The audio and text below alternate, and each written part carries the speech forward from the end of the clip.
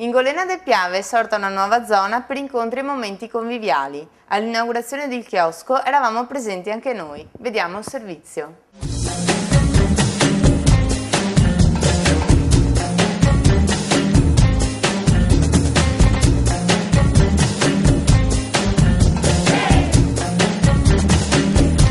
Finalmente ritorna nella Golena del Piave un chiosco per i cittadini. Buonasera Sindaco, e allora questa novità?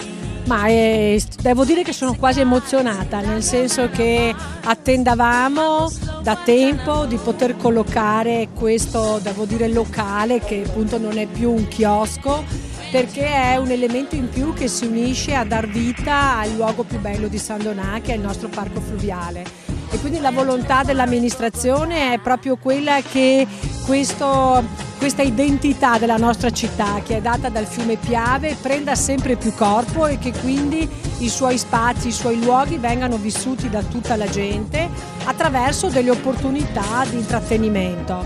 E quindi un parco fluviale che oggi è vissuto, è frequentato, non fa più paura. Ci sono i bambini che corrono, ci sono le giostre, ci sono gli anziani che giocano a carte e a bocce, ci sono i pescatori, c'è chi viene a fare una semplice passeggiata, un giro in bicicletta, e adesso ci sarà anche chi può bere un caffè, consumare una bibita, un piatto, e quindi io credo che anche questo aiuta a questa città a crescere, a farsi riconoscere sempre più, a mettersi in linea con quelle che sono oggi le richieste che vengono da una città di 42.000 abitanti. Abbiamo qui anche chi ha progettato questo locale sulla Golena del Piave. Ciao, innanzitutto volevamo sapere qual è stata l'idea, come avete realizzato questo progetto.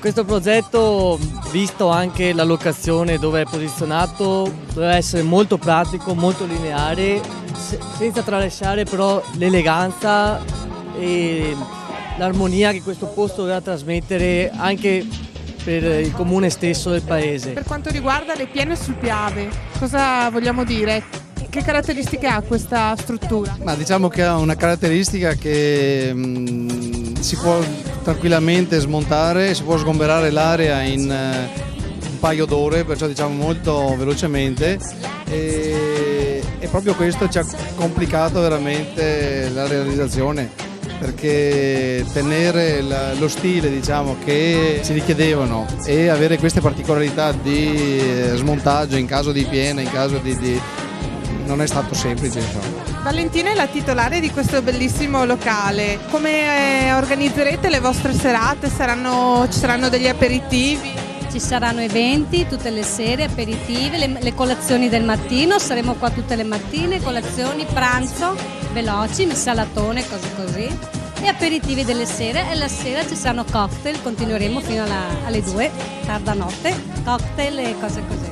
Anche un po' di musica. E sempre musica.